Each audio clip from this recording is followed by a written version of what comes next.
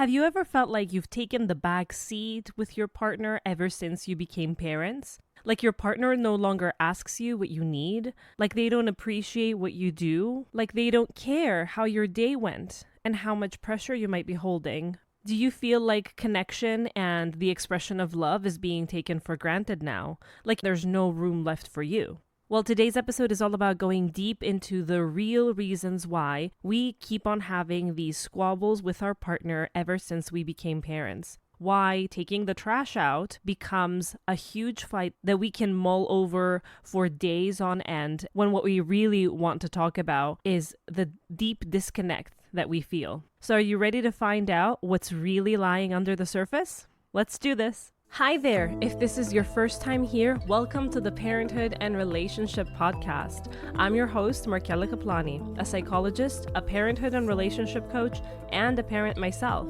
Together, we explore the transformative journey of parenthood and its profound impact on our relationship with ourselves, our partners, and our children, so that we can be present and show up as we envision without having to do more. Let's get into today's episode.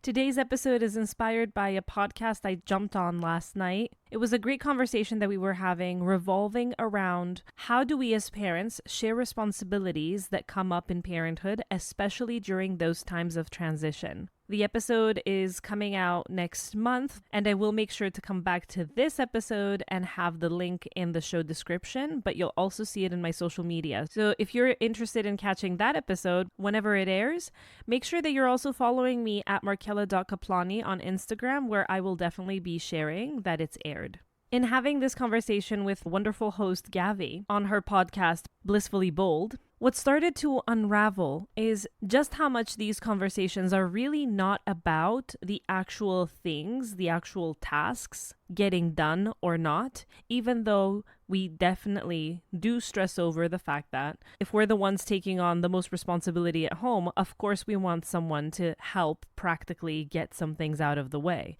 But the arguments and the mulling over and all of the stress that blocks the communication has way deeper roots, and that is what we're exploring today. In other episodes, we've talked about practical tips on how we can actively listen and communicate better and recognize what the patterns of the issues in our communication are. So I will link to those episodes below. But today I want to focus on the real deeper roots of why this is happening. What are we expressing when we start nagging? What are they expressing when they start getting aggressive or yelling or freezing out on us, becoming so cold where communication has no place to live? I'm going to walk you through some common examples that I see in my practice with the hope that this can give you the way that you can figure out what might be lying underneath the surface for you and your partner if you find that you're struggling with communication and if you find that you are constantly in battle with them in regards to the day-to-day stuff, in regards to how supported you feel. And in general, if you feel like your partnership has taken a hit after parenthood and you just don't seem to be getting out of that rut, you just don't seem to be able to resolve the issues even though you are having discussions, then I'm willing to bet that you aren't tackling the deeper layers of what's going on. And even if you are talking about your deeper needs and your most vulnerable wounds and desires, then maybe it's that you're not connecting with your partner's needs, wounds, and desires. Maybe they're not expressing them. Just because you are doesn't mean that they are ready to do that. Or maybe even if they are expressing them, you're unable to connect. And there's a reason for that too. So let's unpack that. There is a lot of talk about equitable ways to handle the stresses of parenthood along with work, along with everything that's going on. And really, this is something that I see very often, if not always, in the couples that come to me for parenthood coaching and for couples coaching. And this is not the main reason that they're there, but it is always one of the things that gets in the way of their communication, one of the things that has caused resentment. And that is the fact that they both feel undervalued, underappreciated, and not supported enough. Usually, it's the mom that carries all the weight and the load of most things child rearing, most things household, along with work if she's working. But then the father as well, a lot of times, when he hears his wife complain, his partner complain, that he's not doing enough for the house, that he has no idea what's going on in the day-to-day, that she wants a little bit of the load off, not just practically, but the mental load of having to think about everything. He also feels like his wife doesn't get how much stress he is going through at work, how he is contributing, but not in the same way. And I'm not here to tell you who's right and who's wrong. They're both right from their perspectives, and they're both wrong in holding so strongly in their positions that they don't see the other person's point of view. We have really, really distorted something, and that is that if I empathize with you, if I am compassionate with your pain, if I get to see the world through your eyes, it means that this negates the way that I feel. It takes away from my pain. It takes away from all that I contribute. So then we become very egotistical and self-centered. At least that's what we project. And that's a coping mechanism. That is our shield in front of our partners, the people that we have chosen to spend our life with, the people that we have children with. We put up a shield and we keep on projecting the light onto the things that we have done and shielding ourselves from ever listening to all that they have done. Because all that they have done, we feel, takes away from the weight of our contribution. And as I speak about this, do you get how irrational it is? If we look at how we communicate with our partners in terms of our parenting responsibilities and the household responsibilities, the fact that you are, let's assume this is a household where the one person works and the other person is at home with the children. The fact that the one person is working and contributing in the financial aspect more than anything else, and they feel very tired, not only because of the work itself and the hours that they're putting in, but also because of the stress potentially that they're feeling to provide for a 3, 4, 5-member family. And this doesn't have to do with how much money they're making. This stress could exist even if they are at an amazing job, very well off. Knowing that you're the sole provider means that you have to be quite vigilant not to lose your job, to be as good as possible, to ensure that if there are ever layoffs or there are ever complaints, they're not about you. Because if you lose your job, then the household remains without a paycheck. And for some people, this might not be a thought that's at the forefront of their brain, but for some others, it might really be there. Let's face it, some of us are more wired to be anxious, and some of us aren't. But either way, the fact that this partner who's out there working and who has this responsibility on their shoulders to ensure that this keeps on happening so that they can provide to the family, because that's the way that they're providing, that's their contribution.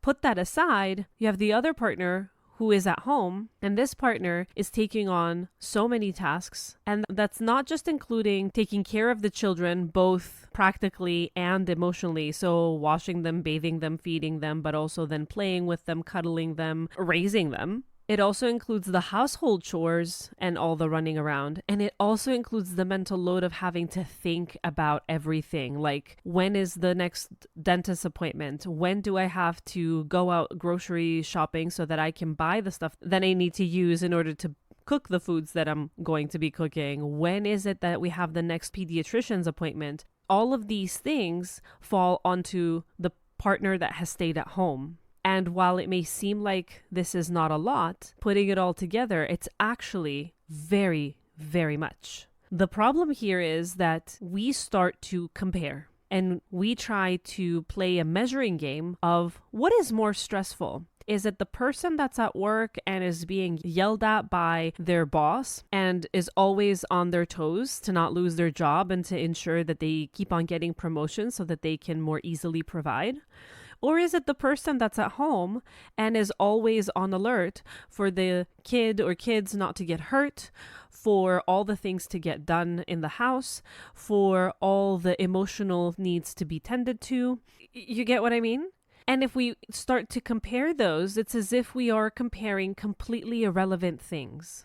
We think they're the same because they're both ways that we contribute and we support the family system, but that's it. That's where it stops. There needs to be no comparison. And the reason that we compare is because at some point we start to get the message, and whether that is our trigger from our own past or whether it is actually true, I don't know. In some cases it's one, in some cases it's the other, in some cases it's a little bit of both, it's a combination. But there are those times that what happens is we start to feel underappreciated.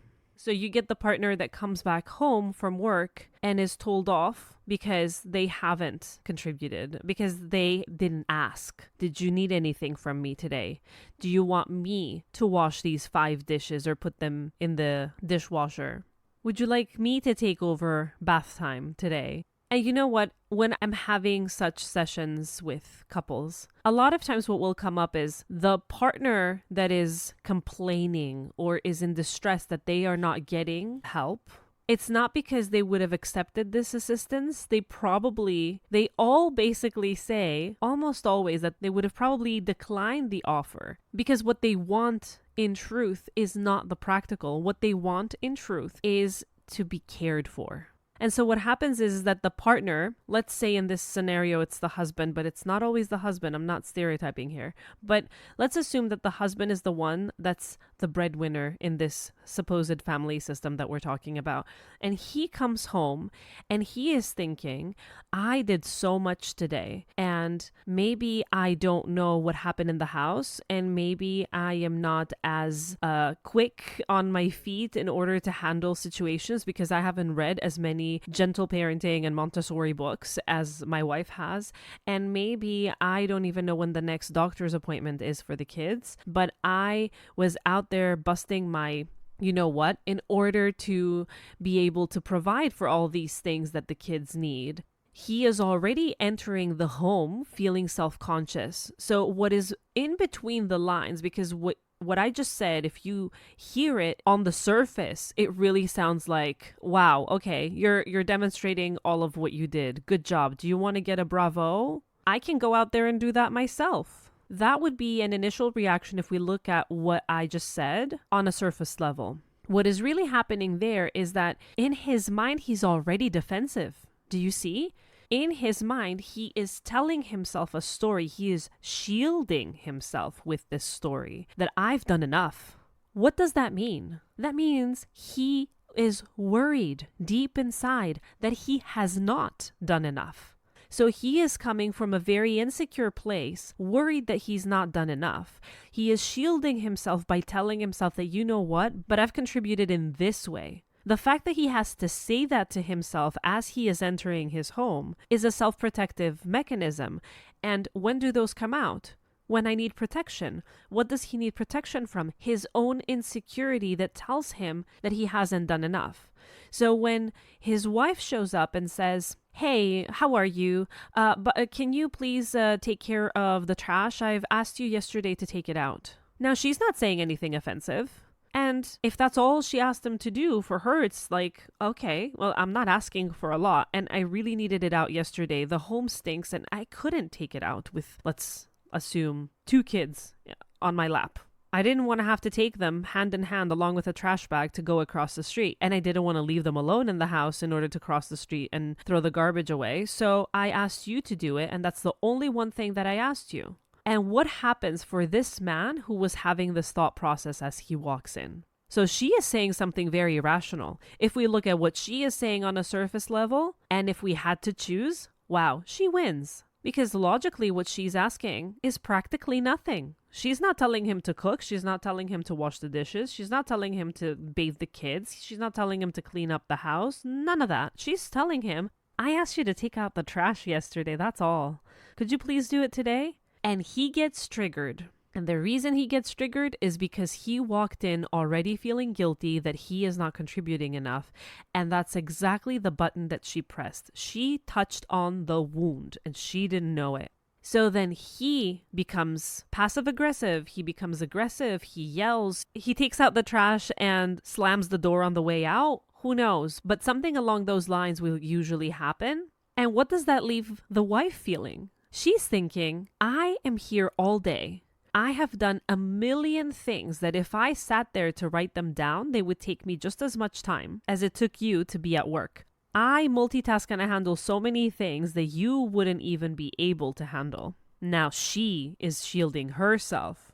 What is she doing here? She is validating herself in her head so that she can self-protect.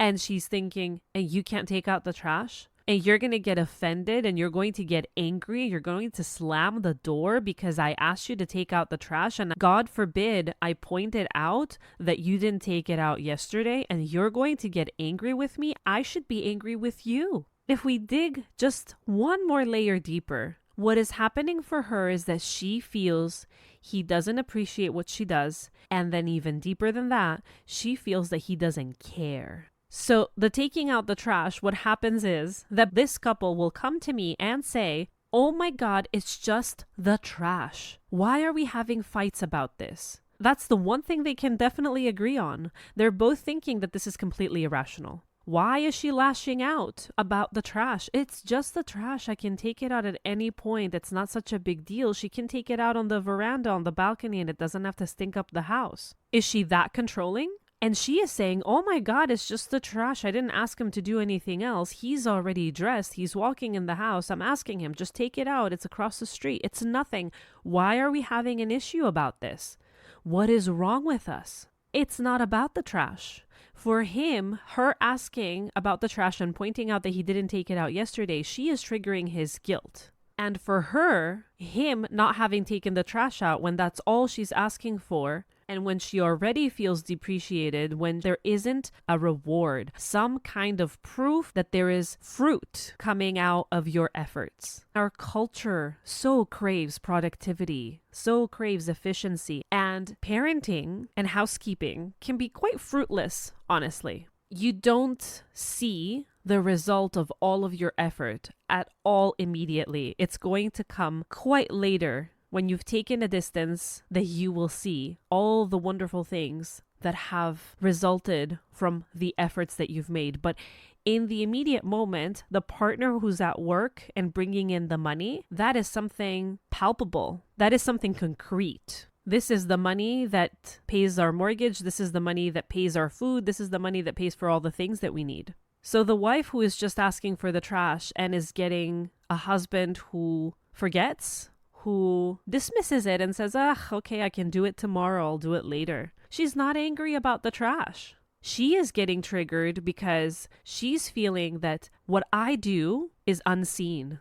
And I know that many people will now come out and say, well, okay, that's his problem. That's her problem. He's getting triggered because of his guilt. Well, go and solve it. She's getting triggered because of her fears. Well, go and solve it. It's your trigger. You should take care of it. But that's not how a couple works. And so while I'll agree that each of us is holding their own things, our own perceptions, our own very core beliefs that we may be holding from our childhood, that may be even intergenerational trauma that we have hardly any experience of, but we are still holding within our body. It is completely unfair to say that this is your problem, you go solve it.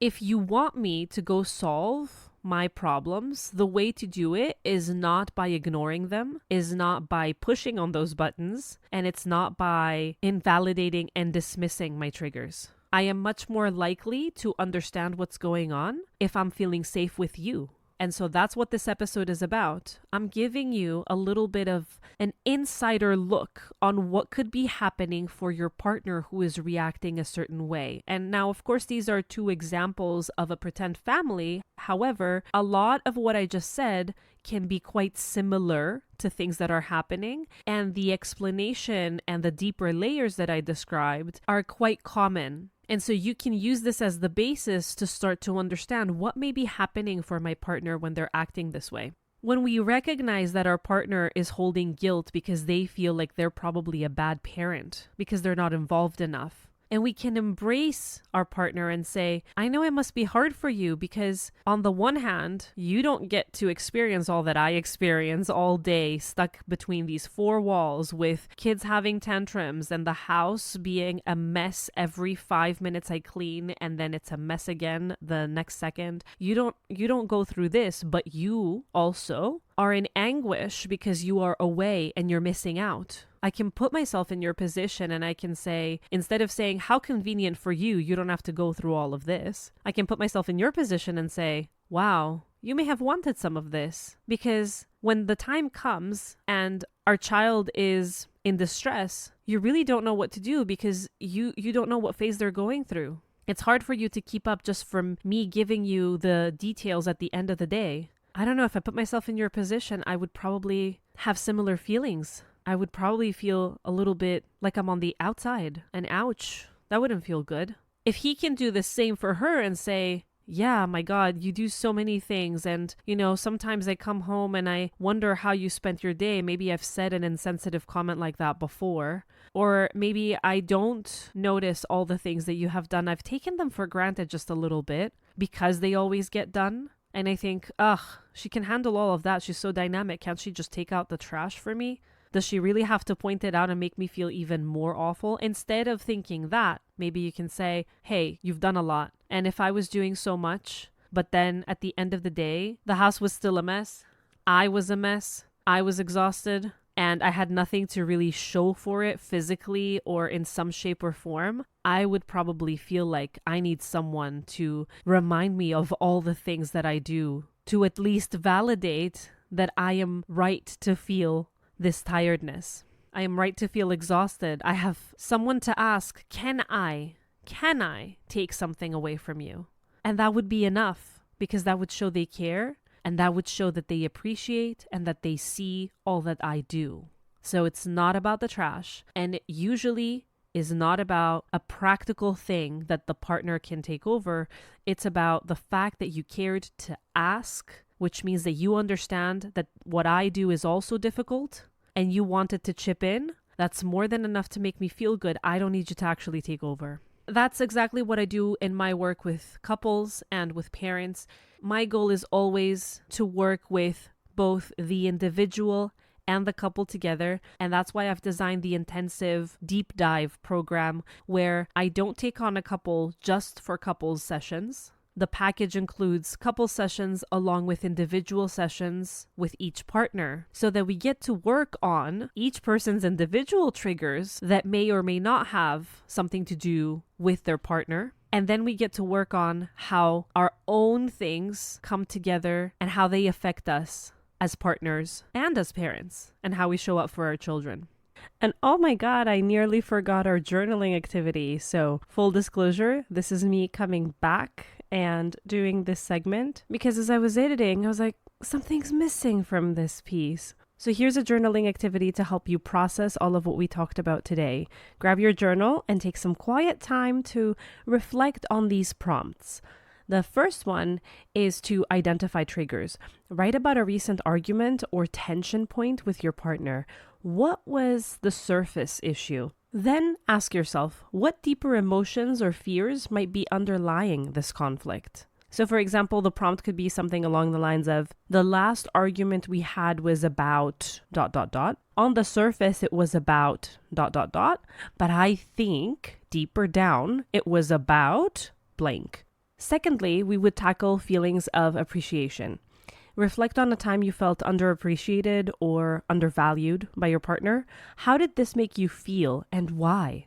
Consider what validation or recognition would have meant to you in that moment. So this would go along the lines of, I felt underappreciated when this or that happened. This made me feel XYZ because I thought XYZ. Then let's do an empathy exercise. Put yourself in your partner's shoes, write about what you think their day might look like, and have that include their stresses and challenges.